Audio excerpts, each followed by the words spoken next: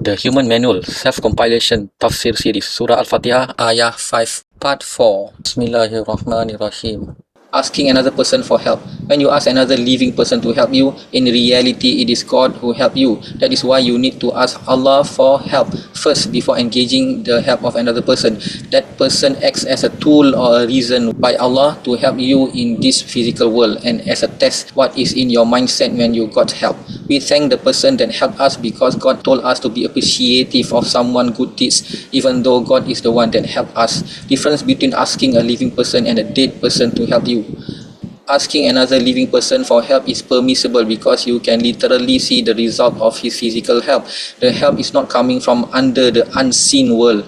Asking a dead person for help is in the category of the unseen world. You are not able to know whether there is any action from the dead person. When it involves the unseen world, we only engage with what was said in the divine revelations. Allah told us to say only you that we ask for help. Whenever you have any request, there is no unseen intermediary, the person between us and our Creator. We ask directly to Him. God don't need a spiritual son or a dead wali saint in his grave to act as an intermediary for your request. You are disrespectful to the Creator by asking a dead human for help, by putting a dead person as intermediary between you and your master. Some scholars said that it was an act of shirk, while others said that it is a grave sin that can lead to shirk. It is not shirk itself. Scholars also prohibit asking the Prophet ﷺ for help, since he is no longer alive in this world but alive in the unseen world. You must separate between physical reality and the unseen world of creatures in terms of getting help. We will only act upon a ritual when there is a clear, inevitable evidence that the companions have done it. The Master wants you to have direct personal connection with Him. He will be offended when there is a middle, unseen person between you and Him. You are to talk to Him directly. This is your personal message to Him. He wants to personally listen to you. If you ask a jinn for help, the jinn may lie to you or manipulate you since you can't see him. There is a narration that a scholar got lost on his way to his destination and he invoked the help of the slaves of Allah. Other scholars said that this person was calling out to the angels since they are obedient slaves of Allah, unlike the jinn. They said that this may be permissible since the angels are living around us even though they are in the unseen world. They are not dead. They are always making dua for us. They may even wake us up to pray tahajjud if we put the niyah before sleeping. You will feel that someone is tugging your big toe. Imam Bayhaqi, Volume 6, Hadith number 7697. Abdullah bin Ahmad bin Hanbal radhiyallahu anhu said that he heard his father Imam Ahmad who said, I performed Hajj 5 times, thrice on foot and twice on right. Or he said thrice on right and twice on foot. Once when I was on foot, I lost my way, hence I started to exclaim this, O Allah's servant, Ya ibadillahi salihin. Show me the way. I kept on repeating this until I came back on track. Take action and asking for help. We ask for help after we have struggled. It is not help that we ask without putting in any effort to solve the problem. Example number 1. A person asks you to help him replace a punctured tire, but he is sitting and doing nothing while you do all his work. This person is not worth to be helped. Number 2, a person is struggling trying to replace a punctured tire. He has difficulty in putting the tire in place as it keeps falling off. He calls your help to hold the tire while he tightens the nuts. This person is worth the help given. Nasta'in, we calling for help after we have put in considerable effort.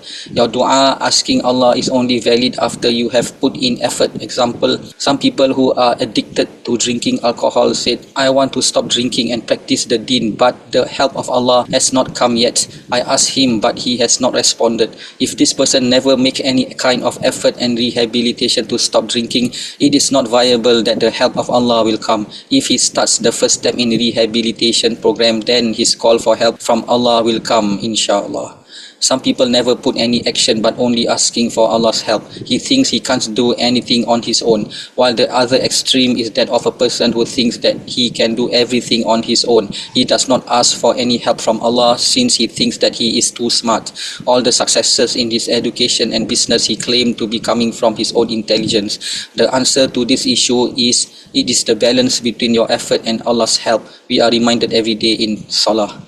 Who need help? The human master needed help from the slaves. Example, building pyramids, cultivating crops, etc. That was why people bought slaves in ancient times. The master of mankind does not need your help. Instead, he offer and give help to you for your slavery to him. The human master wants help. The master of mankind wants to give you help. Worship before asking for help. The declaration of worshipping comes first before the call for help. Only you we worship comes first before only you we ask for help. The first mission for us is to enslave to him. While you are on this mission, then the help that you ask for will come. Most people will like only the nasta'in part and ignoring the na'budu part. In fact, if you have done the first part na'budu for Allah, the second part nasta'in for yourself will be taken care of. Do not shamelessly asking for help without worshipping him, or worship only on special days. People nowadays have a habit of waiting for certain holy, blessed days or nights that dua is promised to be fulfilled by Allah. But what kind of person whose dua will be fulfilled? Example, a person who for the most of the year did not establish salah, but on the 27th day of Ramadan, he is very active in performing salah and du'as. For the rest of the year, he is not obeying Allah, and only for this particular day, he is asking for favors from Allah to fulfill what he asked for. Allah mentioned worship, obey him first. Then when you think you have tried your best obeying him, at least you have the courage to ask for help. It is very shameful asking for favors when you have not put any effort in pleasing your master. When we perform our salah, we recite this ayah, we worship and enslave to him, and we ask him for help. What if immediately after salah we go hang out at a party with girls dancing or watching indecent movies at the cinemas? That means our recitation of we worship and enslave to him is a lie. Performing salah is talking to Allah and we just lied to him. We casually ask for guidance in salah. We recite the shorter surah Al-Asr, which is saying that people is losing time, but we choose that short surah to recite in salah because we want to finish off the salah as quickly as possible. Our behavior is opposite to what this ayah is saying. The sequence of we enslave to you first, then comes to you we ask for help second. It shows that the primary objective in life is to do what the master wants come first before what we want for ourselves. Help in what? We recite nasta'in, we ask for help. Help in what? Allah already knew what the help that you need. There is no need to mention what help in this surah, as different people have different need. The list of help that we need is very long, as it covers every aspect of our life. So we just say, help us. The help that we need is very urgent and desperate, like a person hanging by the cliff holding on to a tree branch for dear life. He shouts help without any delay of explaining his situation first. However, the top reason for the help that we need from Allah is to become a good slave to him. Becoming a slave is no easy task. There are lots of effort and commitment that you have to put in, thereby the more reason to ask for his help. Unfortunate is the one who only asks for the pleasure of dunya without asking for the safety and pleasure in the hereafter. A pious person, after reciting this ayah, Allah replied, my slave will get what he is asking for. The most important to us, getting out of slavery of this world. We call upon his help to get us out of all other slavery, materialism, status, etc. There are too many things that wants to take over our lives. We only want one true slavery. There are many things to consider when acting as a slave to him in the course of your life. Hence, we call for his help to act correctly, help in getting guidance from him. The next ayah teach us the most important dua by a person. It is of getting hidayah from Allah. Without hidayah, all other help are meaningless. Increase the chances of Allah helping us. Number one, improve in the perfection of our worship. We realize the rights of the master to be worshipped in an excellent manner, but we are unable to fulfill that rights without the quality of our worship up to his divine standard. Hence, we ask Allah to help us improve in our worship. The more quality we put into our worship, the nearer our du'as will be answered. Riyadus Salihin 1422 by Abu Dawud. The Prophet ﷺ taught his Sahaba Muaz bin Jabal to recite this dua after every salah. Allahumma a'inni ala zikrika wa syukrika wa husni ibadatik. Oh Allah, help me to remember you, to be grateful to you and to worship you in an excellent manner. Hadith on mentioning the quality of worship, Sahih Al-Bukhari 4777. The man again asked, Oh Allah's Messenger sallallahu alaihi wasallam, what is ihsan? That is perfection. The Prophet sallallahu alaihi wasallam said, ihsan is to worship Allah as if you see him, and if you do not achieve this state of devotion, then take it that Allah sees you. Number 2, having patience. To perform worship in a daily and consistent manner is not easy and requires lots of patience. Hence Allah teaches us in Surah Al-Baqarah, Ayah 45, and seek help in patience and as-salah. And truly it is extremely heavy and hard except for the al-khashi'un, righteous slaves that are focused and humble in their worship. Only with patience in enduring any difficulties to perform worship can our worship gradually becomes lighter and focused.